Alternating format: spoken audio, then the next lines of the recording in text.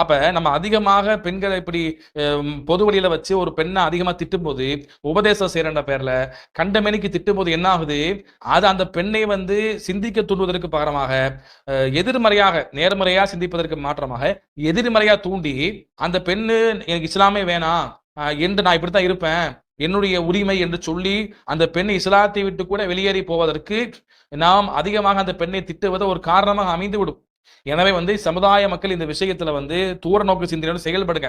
இப்ப அந்த பெண்ணை இப்ப தன்னுடைய ஊர்மானத்தை தானே வெளிப்படுத்தி பேசியதுக்கு பின்னால, அதை வைத்து இந்த இஸ்லாத்தை எப்படியா கேவலப்படுத்தணும், இஸ்லாமியர்களை கேவலப்படுத்தணும் வேணும் என்று கங்கணம் கட்டி கொண்டிருக்கக்கூடிய இந்த கயவர்களுக்கு இன்னைக்கு வந்து ஒரு வாய்ப்பு கிடைத்து விட்டதா இல்லையா?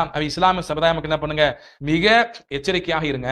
நீங்க கண்டமேனிக்கு கமாண்ட்ல போய் திட்டுவதன் மூலமாக அந்த பெண்ணுக்கு போய் சேரப்போதா? நிச்சயமாக கிடையாது. அத பெண்ணுக்கு சேருவதற்கு மாற்றமாக நீங்க கடமையா திட்டும் பொழுது, அப்ப இத புரிந்து கொள்ளாத, இஸ்லாத்துல ஹராம், இஸ்லாத்துல வந்து கூடாது, நரகத்திற்கான பாதை நமக்கு புரியும். அதை பார்க்கக்கூடிய மற்ற பொதுவான இந்துக்கள் இருக்கான இல்லையா? இது சங்கீத விட்டுருங்க.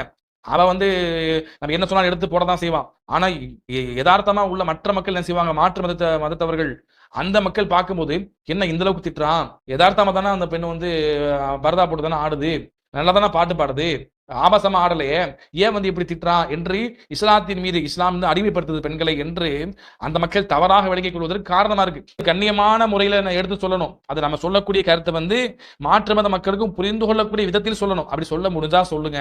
இல்லைன்னு சொன்னா தயவு செய்து கண்டமேனிக்கு திட்டுறது இதெல்லாம் தவிர்த்து கொள்ளுங்க. யாவா செய்வது எப்படி செய்யணுங்க? நேரடியா போய் செய்யணும். இப்படி நீங்க பகிரங்கப்படுத்தி போடுவதன் மூலமாக என்ன பாருங்க, இன்னைக்கு இந்த ஒரு ட்வின்ஸ் பெண்கள் 2 பேர் இருந்தாங்க.